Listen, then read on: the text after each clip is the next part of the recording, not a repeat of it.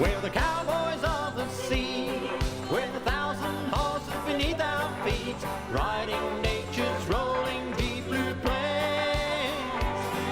We're the cowboys of the sea, roping tuna, running free, but in a month or two we'll be... 6 of us had put 44 tonne on in less than 6 hours.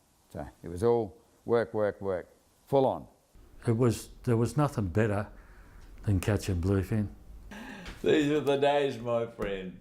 We thought they'd never end. It was great. Those were the days, my friend. We thought they'd never end.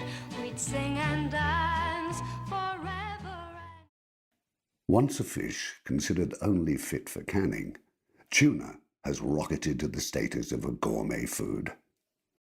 The Australian tuna fishery began in Eden, New South Wales in the early 1950s. In the beginning, the fish were caught using troll lines. The boats were small, but the fish plentiful. Every headland, North Head, South Head, Haycock Point, Green Cape, every big headland would have a big tightly packed school laying off it for weeks and weeks. We see the development of tuna poling and the rise of the fleet in Port Lincoln, initially with vessels unsuitable for the task. He had an old Navy converted tug called the Fair Tuna, and she was a submarine. She should have been called the submarine, but hell, we put some fish on board that boat.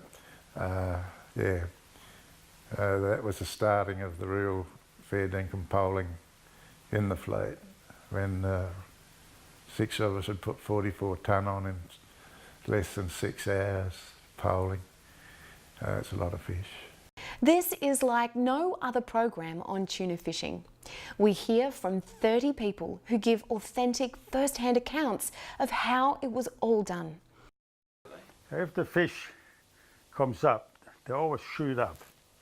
If he gets the bite and you get him in the right time, right, he kicks himself out of the water, doesn't he?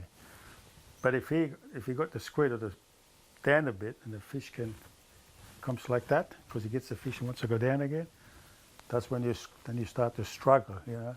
And if it's a really big fish, a lot of people lost their gear, didn't they? You know. Competition between boats was intense. There was a sort of a gentleman's agreement. You didn't come too close, but... A couple of times we held up the 303 and we never used it. We never intended to use it, but it used to give them the message that, yeah, let's go get another patch. If competition between pole boats was intense, with the big purse seiners, it was stress on steroids. And I pointed it at this water line and I went on the radio and I said, if you don't move now, I'll fire. And he backed off. Lives were lived hard and fast. The pub scene could be frantic. The best times that I remember was when the tuna boats and the prawn boats collided and hit the wharf together.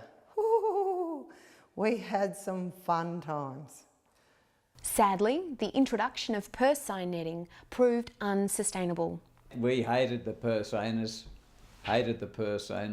while ever you were using bait and a hook. We only caught the hungry ones. You might have caught 20 tonne out of a 100 tonne school or a 50 tonne school, and they'd knock off biting. Purse seiner come along and he'd catch the lot. Overfishing was to have a dramatic impact on both the fishermen and the town of Port Lincoln. It put the fishery and the town on its knees. It was an odd feeling leaving a fishery. Everyone was just tied up. The fishery just didn't operate, and it was a weird feeling to be a tuna fisherman with no tuna boat. Tuna ranching has revived the economy, but most participants are now on fixed incomes. Gone are the heady days of huge catches, large paychecks and big spending. A lot of people come for a trip and go. Too hard for them. Most of us wogs, we stay because we can handle the hard work. All those years that I had tuna fishing, they were just fantastic. This film sells for $29.95 plus postage and is available by calling the Tacoma Preservation Society on 0428 821 125.